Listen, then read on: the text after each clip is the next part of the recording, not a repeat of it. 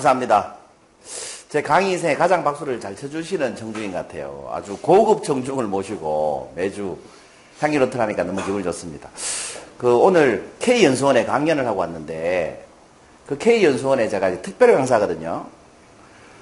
근데 그 특별 강사 조건이 장관 이상, 총장 이상, 해당 분야, 저명 인사 이렇게 돼 있어요. 규정이.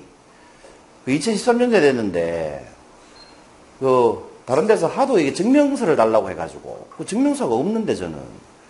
그래서 오늘 담당하시는 분한테 물어보니까 발급이 된대요. 그래서 제가 보여드린 게 그건데, 그걸 처음 봤어요, 저도. 그 내용을 읽어보니까, 만장일치 이렇게 돼 있죠. 위원. 각 분야 위원. 보니까 너무 기분이 좋대요. 그러니까 사람이 역시 이렇게 인정받고 산다는 것만큼, 내가 쓸모있는 사람이다, 이렇게 인정받고 사는 것만큼, 이 자존감을 높여주는 경우는 없는 것 같아요. 거기 처음 갔을 때는 왕복 운전을 10시간 정도 했습니다. 38선 밑에 있었거든요. 모연수원이 38선 밑에 있어가지고. 그렇게 왔다 갔다 했는데 내부적으로 요청도 하지 않았는데 그렇게 해주셨어요. 너무 감사한 일이죠. 그래서 감사하는 마음으로 시작을 하겠습니다. 여러분 새로 시작하시죠? 오늘을. 그리고 눈 뜨면 시작하는 오늘은 늘 새롭잖아요.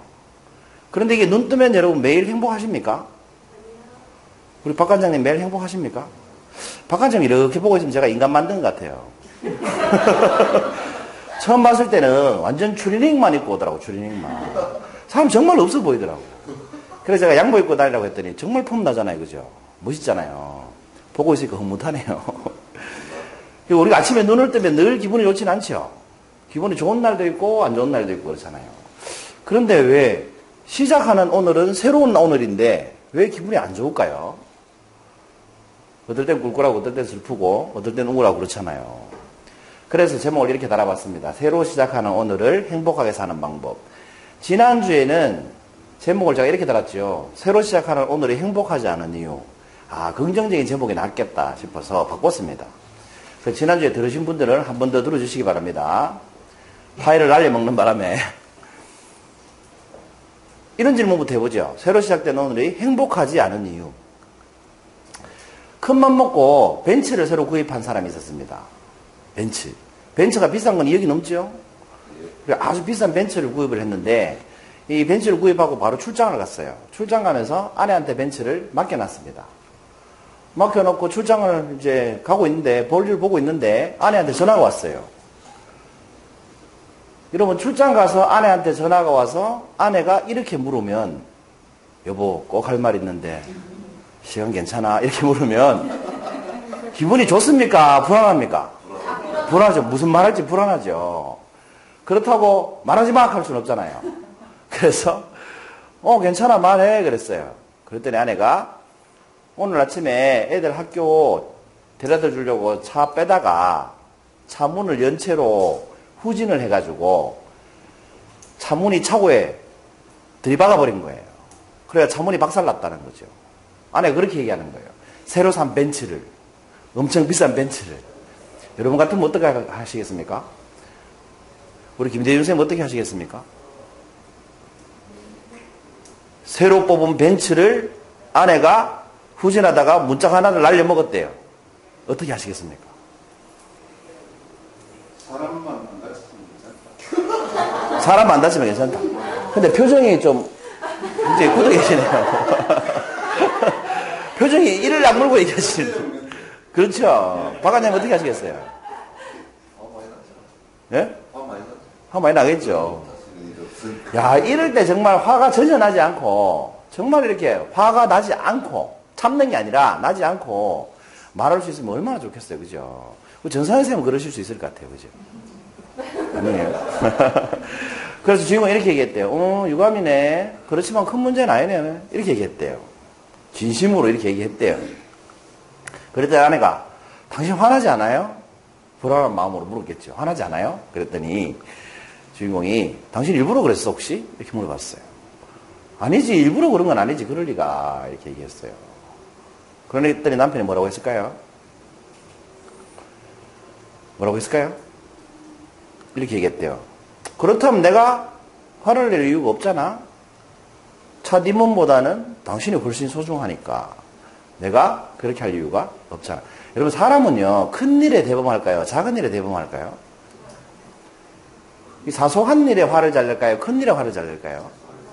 사람은 이게 큰 일에 대범하고 사소한 일에 민감합니다. 예를 들어가지고 사랑하는 누군가가 이렇게 저 세상으로 가면 슬퍼하지만 극복하죠. 만약에 사람이 큰 일에 대범하지 못하다면 살 수가 없겠죠. 너무 슬퍼서. 대범합니다. 근데 새로 산 차를 아내가 요만큼 기스를 냈다. 그럼 그건 이혼감입니다. 근데 새로 산 차를 아내가 들이박아가 박살을 내보잖아요. 큰일이지, 이거는. 박살을 내잖아요. 그럼 이건 이혼감이 아닙니다. 괜찮아? 이렇게 물어봅니다. 근데 요만큼 기스를 냈다고 얘기하잖아요. 도장 찍어 이렇게 얘기해요. 신기하죠? 그 신이 계신다면 사람을 참 신기하게 만들어놨어요. 큰 일엔 대범하고 작은 일에 민감하게. 그러니까 헤어지는 사건을 보면 거의 다 사소한 일로 헤어져요. 큰 일을 많이 겪은 사람들은 오히려 잘 안 헤어지고 사소한 일로 거의 싸우고 헤어지고 많이 하는 것 같아요. 어쨌든 이렇게 얘기했답니다. 이렇게 얘기한 사람이 누구냐면 수많은 책을 썼는데 브라이언 트레이시라는 분이에요. 이분이 몇 년 전에 한국에서 강연하고 갔을 때 강사료가 10몇 억이었어요. 2시간 강의에. 빌 클린턴 대통령이 대통령 그만두고 강사료로 벌어들인 돈이 얼마쯤 될 것 같아요? 그게 한 4년 전인 것 같아요. 제가 읽었는 기사가. 얼마일까요? 대통령 그만두고 강사료로 벌어들인 수입. 800억이래요. 놀랍지요? 그 블루오션 전략이라는 책을 쓰신 김유창 교수님 있잖아요. 그분이 1회 강사료가 얼마일까요? 2시간? 7천만 원이에요. 그러니까 근데 왜 7천만 원 주고 부르겠냐를 생각해 볼 필요가 있죠. 여러분, 이게 돈이 비싸다 싸다가 중요한 게 아니고요. 여러분, 비싸다 싸다는 액수가 결정하는 문제가 아니죠. 가치가 결정하는 문제지. 7천만 원을 드리고 그분을 불렀을 때 7천만 원 이상의 효과가 있으니까 부르겠죠. 그 이상 효과가 나면 그건 싼 거고. 그렇지 않아요? 100원을 주고 뭘 사도 100원의 가치가 없으면 그건 비싼 거지. 그러니까 어떤 가치를 판단할 때는 액수로 판단할 문제는 아닌 것 같아요. 그 이분은 이분의 강연이나 이분의 책을 읽고 인생을 바꾸는 사람이 많으니까 그 강사료가 비싸지 않을 수도 있어요. 그렇지 않습니까? 아무튼 이분이 그런 말씀을 하셨어요. 아내한테 자기 있었던 일을 이 책에 써놨더라고요. 읽다 보니까. 그 새로 시작된 오늘 행복하지 않은 이유가 뭡니까? 이 사람은 새로 시작한 오늘 행복했죠? 출장 가서 새로 시작한 오늘 행복했어요. 뭐 했기 때문에? 아내가 박살낸 문, 그건 뭐예요? 과거의 사건이죠. 근데 그 과거의 사건을 만약에 버리지 못한다면 어떻게 해요? 오늘이 안 행복하죠? 출장 가서 그런 얘기 들으면 굉장히 속이 상하잖아요. 출장도 망치고 기분도 나쁘고. 그러니까 오늘이, 새로 시작된 오늘이 행복하지 않은 이유는 과거의 부정적 경험을 안고 오늘을 시작하기 때문에 그런 것 같아요. 새로운 아침에 눈을 떴을 때 어제 있었던 부정적인 경험을 떠올리면서 눈을 뜨면 새로운 하루가 시작됐지만 실제로는 그게 새로운 하루가 아니라 뭐예요? 어제의 연장선상에 있는 거죠. 새로운 하루가 아니라. 그래서 과거의 부정적인 경험을 버리지 못하면 아무리 새로운 뭔가를 시작하려고 해도 그게 새로울 수가 없다는 겁니다. 그 과거의 부정적 경험은 어떤 특징이 있습니까? 한 3가지 정도로 정리해보면 첫째 이런 특징이 있는 것 같아요. 이미 일어난 일이니까 절대 변하지 않죠. 이미 일어나버린 사건은 절대 변하지 않죠. 절대 변하지 않는다는 겁니다. 두 번째, 화나 분노나 원망의 원인이 된다는 겁니다. 누구 때문에? 저 자식 때문에. 그죠? 그것만 안 했어도, 이것만 안 했어도 이렇게. 나쁜 감정의 원인이 된다는 거예요. 세 번째 특징은 현재의 삶을 불행하게 만든다는 겁니다. 현재의 삶은 새로 시작된 삶인데 어제의 부정적 경험을 가지고 오늘을 시작하면 오늘이 불행해진다는 겁니다. 그래서 과거의 부정적 경험은 새로운 오늘에 가지고 데리고 올 필요가 없다는 거죠. 과거의 부정적 경험이 누적되면 분노로 표출된다고 하죠. 우리 쌓인다 이런 말 하잖아요. 특히 현대인들이 스트레스가 많이 쌓이잖아요. 그 현재 사회에서 일어나는 현상들이 뭐가 있을까요? 막 분노가 쌓이고 막 스트레스가 쌓이고 막 그러면서 나타난 사회 현상이 뭐예요? 뉴스에 가끔 나오죠. 그 사회 현상이 바로 분노 조절 장애라는 겁니다. 분노가 조절이 안 되는 거예요. 제가 지난주 화요일 날 아침에 봤던 뉴스인데 한번 보실까요? 그렇습니다. 최근에 전해드린 뉴스를 보면 보복 운전, 길거리 묻지마법 행도 그렇고요. 네. 순간적으로 분노를 참지 못해 벌어지는 일들이 요즘 참 많죠. 네, 특히나 남편과의 다툼에 화가 나서 아이를 죽대한 그 엄마 얘기는 참 충격적이었는데요. 네. 먼저 윤세민아 기자가 관련 사건들을 먼저 정리해드리겠습니다. 서울 관악구의 한 재래시장. 모자를 둘러쓴 한 남성이 들어갑니다. 주머니에서 꺼낸 라이터를 가게 앞에 쌓인 이불 덩이에 댑니다. 순식간에 불이 타오릅니다. 그로부터 9일 뒤 인근 주택가. 이번엔 골목길에 놓인 오토바이에 불이 붙었습니다. 전화를 받고 나가니까 벌써 오토바이는 뭐 전소가 다 되어 있는 상태고. 이 일대에서 3개월 동안 일어난 크고 작은 화재만 10여 차례. 범인은 해당 구청의 국민근무요원 이곳이었습니다. 여자친구로부터 문을 제대로 걸지 못하는 구박을 받아서 사과나 우발적으로 방화를 하게 되었다고. 한 남성이 검정색 SUV 차량에서 내리자 맞은편에 있던 차량이 갑자기 속도를 높여 돌진합니다. 차 앞유리가 산산조각 났고 남성은 그대로 바닥에 나듭니다. 운전 중 시비가 붙자 자신의 차로 들이받은 겁니다. 살인미수 혐의로 구속된 운전자의 범행 동기는 다름 아닌 직장 스트레스였습니다. 상사로부터 질책을 듣고 기분이 안 좋던 차에 시비가 붙어 홧김에 저질렀다는 겁니다. 심각한 능력감을 이렇게 손상되는 그런 자존감 이런 것을 회복하려는 그런 시도의 하나로 폭력적인 공격 행동을 하는 그런 경우였습니다. 지난달 30일 태어난 지 53일 된 딸아이를 스테인리스 찜통에 넣어 숨지게 한 여성 김모 씨도 마찬가지 경우였습니다. 범행 전날 부부싸움 중 이혼하면 아이를 보육원에 보낼 수도 있다는 남편의 말이 놓아지게 됐습니다. 애기를 보육원에 보내느니 애기 죽이고 나도 죽고 이 모든 것을 끝내버리고 싶다. 이런 생각이 들었답니다. 평소에도 김 씨는 양육을 두고 남편과 다투는 일이 잦았습니다. 우리가 깨끗하면 부부싸움은 그냥 시끄럽다는 거죠. 모두 평소 표출하지 못했던 분노가 극단적인 범죄로 이어진 겁니다. 네, 여기는 혹시 분노 조절 안 되시는 분 안 계시죠? 그 협회에서 이렇게 강연을 하고 향연노트를 하고 이렇게 해보면 참 좋은 점이 그런 것 같아요. 막 화가 나 있을 때는 강의가 정말 하기 싫거든요.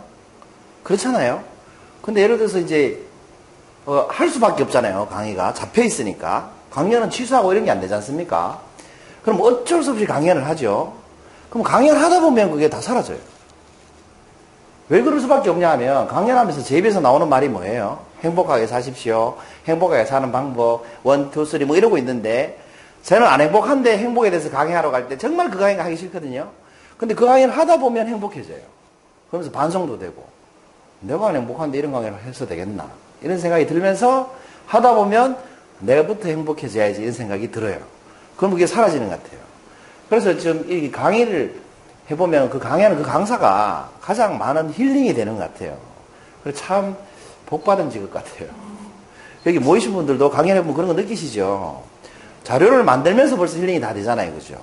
앞에 나와서 말을 잘하는 게 중요한 게 아니고 자료를 만드는 과정에서 내가 힐링이 되고 내가 성장하는 게 중요한 것 같아요. 거기에 의의를 둬야 될 것 같습니다. 말만 잘한다고 강의를 잘하는 건 아니죠. 그죠? 내면이 바뀌어야 되죠. 오늘 연수원에 강의를 하러 갔는데 그 연수원에 계시는 분들은 참 대단하신 것 같아요. 제가 그 1시, 그러니까 원래 12시 반까지 가야 점심 식사를 할 수 있는데 식당이 있잖아요. 근데 뭐 도로 공사를 한다고 내구관이나 공사를 하는 바람에 1시 다 돼서 도착했어요. 그랬더니 그 용무사님이 식판에다가 제 밥을 자기가 받아가지고 식당에서 1층에서 그걸 3층에 있는 강사 대기실까지 갖다 놓으신 거예요.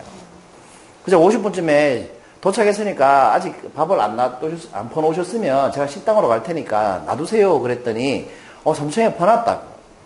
그러면서 그걸 다시 들고 식당으로 온대요. 그 식당에서 먹는 게 더 편하시다고. 괜찮다고 내가 간다고 그랬는데 들고 내려오시더라고. 근데 식당에 가니까 식당 문 닫혔어요. 문을 걸어 잠가놨더라고. 그래 다시 3층으로 들고 올라갔어요. 그런데 웃으시면서 그렇게 해주시는 거예요. 진짜 마음으로 이렇게 강사를 배려해 주니까 얼마나 감사하고. 그 전국에서 제가 다녀본 경험으로는 전국에서 거기가 가장 잘해 주시는 것 같아요. 이게 형식적인 서비스가 아니라 마음으로 잘해 주시는 것 같아요. 그래서 감동을 받고 왔습니다. 거기에서 이제 감사하는 마음이 생기고 감사하다는 말씀을 들으면 그분들도 보람이 있잖아요. 그죠? 그럼 그렇게 이제 해소가 되고 힐링이 되는 거 아니겠어요?